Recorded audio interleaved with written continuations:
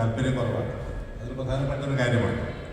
അപ്പം ഞാൻ ഈ കഴിഞ്ഞ ദിവസം നമ്മുടെ ചെറുകഥ നമ്മുടെ ഒരു സാഹിത്യകാരനായിട്ടുള്ള ചെറുപ്പക്കാരൻ കഞ്ചാവ് അപ്പോൾ കഞ്ചാവ് എഴുതിയിട്ടുള്ള ആ എഴുത്തുകാരനെ ഇവിടെ പറഞ്ഞാണ്, അല്ലെങ്കിൽ അദ്ദേഹം കണ്ടെത്തിയിട്ട് ഏറ്റവും പ്രധാനപ്പെട്ട ഒരു ആകുലത, ആളുകളെല്ലാം പുസ്തകം വായിക്കുന്നില്ല.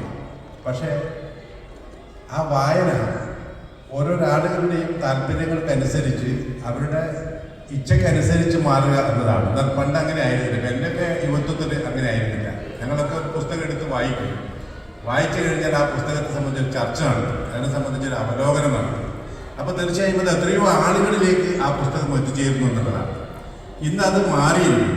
തീർച്ചയായും അത് പ്രസിഡന്റ് സൂചിപ്പിച്ചതുപോലെ ഞാൻ അഭിപ്രായത്തോട് 100% യോജിക്കുകയാണ്.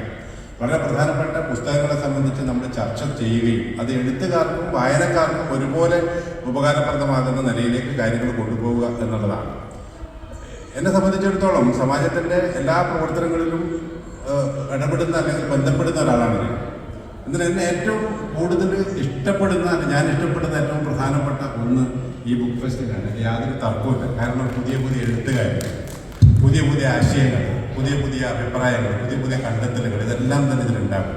അപ്പോൾ വായന എന്ന് പറയുന്നത് അതൊരു ചെറിയ കാര്യമല്ല. വായന എന്ന് പറയുന്നത് 16ാം നൂറ്റാണ്ടിലെ ആംഗലേയ ചിന്തകനായിട്ടുള്ള ഫ്രാൻസിസ് ബേക്കൺ എന്ന് പറയുന്ന ആംഗലേയ ചിന്തകൻ, കവി പറഞ്ഞത് വായന ഒരു പൂർണ്ണ മനുഷ്യനെ സൃഷ്ടിക്കുന്നു എന്നുള്ളതാണ്. വായന ഒരു യഥാർത്ഥ ഒരു മനുഷ്യനെ സൃഷ്ടിക്കുന്നു എന്നാണ്. അപ്പോൾ യഥാർത്ഥത്തിൽ ഒരു മനുഷ്യനെ സൃഷ്ടിക്കുന്നതിൽ യഥാർത്ഥത്തിൽ വായനയ്ക്കൊരു വലിയ പങ്കുണ്ട്. റഷ്യൻ സാഹിത്യകാരനായിട്ടുള്ള ആന്റൺ ചെക്കോവിൻ്റെ പ്രസിദ്ധമായിട്ടുള്ള ഒരു ചെറുകഥയുണ്ട്. അത് ദ ബെറ്റ് എന്നാണ്. നിങ്ങൾ പലരും വായിച്ചിട്ടുണ്ടാവും. ആ ബെറ്റ് വായനയുമായി ബന്ധപ്പെട്ട കാര്യങ്ങളാണ്. ഞാൻ അതിൻ്റെ വിശദാംശങ്ങളിലേക്ക് പോകുന്നില്ല.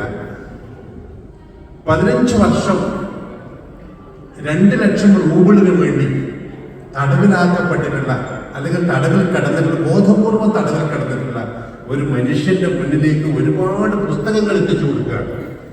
ആ പുസ്തകങ്ങൾ വായിച്ച് തീർന്ന 15ാമത്തെ വർഷം ഇദ്ദേഹം മരിക്കാൻ വേണ്ടി പോകുന്നതിന്റെ തലേ ദിവസം പണം കൊടുക്കാമെന്ന് ഏറ്റ ബാങ്ക് പരാജയപ്പെട്ടു. അയാൾ തകർന്നുപോയി, പണമില്ല. അങ്ങനെ ഇയാളെ കൊല്ലാൻ വേണ്ടി പോവുകയാണ്. അങ്ങനെ ശോഷിച്ച് കിടക്കുന്ന ആ മനുഷ്യൻ, ഉറങ്ങിക്കിടക്കുന്ന ആ മനുഷ്യനെ കൊല്ലാൻ ഈ ബാങ്കർ പോയപ്പോൾ പുസ്തക കുമ്പാരത്തിനിടയിൽ നിന്ന് അദ്ദേഹത്തിനൊരു കുറിപ്പ് കിട്ടുകയാണ്. ആ കുറിപ്പെടുത്ത് അദ്ദേഹം വായിക്കുകയാണ്. ആ വായനയിൽ അദ്ദേഹം പറയുകയാണ്, ഞാൻ പണത്തെക്കാളേറെ വലിയ സമ്പത്ത് എൻ്റെ ഈ വായനയിൽ കണ്ടെത്തിയിരുന്നു. മനുഷ്യന്റെ ആർദ്രതയെ സംബന്ധിച്ചും മനുഷ്യന്റെ പ്രയാസങ്ങളെ സംബന്ധിച്ചും എല്ലാം ഞാൻ ഇതിൽ നിന്ന് മനസ്സിലാക്കുന്നു, പഠിക്കുന്നു. അതുകൊണ്ട് പണം എന്നെ സംബന്ധിച്ചിടത്തോളം ഒരു വിഷയമേ അല്ല, എനിക്ക് പണത്തോട് താല്പര്യമില്ല എന്ന് പറയുകയും ഇത് കണ്ട ബാങ്കർ അദ്ദേഹത്തെ കൊല്ലാതെ തിരിച്ചു പോവുകയും അദ്ദേഹം ഇവിടെ നിന്ന് ഒളിച്ചോടി പോവുകയും ചെയ്യുക. കാരണം നാളെ ഒരു പക്ഷെ എനിക്ക് പണവുമായി അദ്ദേഹം വരും എന്നതുകൊണ്ട് എനിക്ക് പണം വേണ്ടാക്കുന്നത്. അങ്ങനെ വായനയെ സംബന്ധിച്ച് അത് സാഹിത്യ ലോകത്തിലുള്ള സാഹിത്യ മേഖലയിലുള്ള ആളുകൾ ചർച്ച ചെയ്യപ്പെട്ടുകൊണ്ടിരിക്കുകയാണ്. അപ്പൊ അങ്ങനെ വരുമ്പോൾ സ്വാഭാവികമായും ബഹ്റിൻ കേരളീയ സമാജം ചെയ്യുന്ന ഇത് ഒരു വളരെ പ്രധാനപ്പെട്ട, അതല്ലേ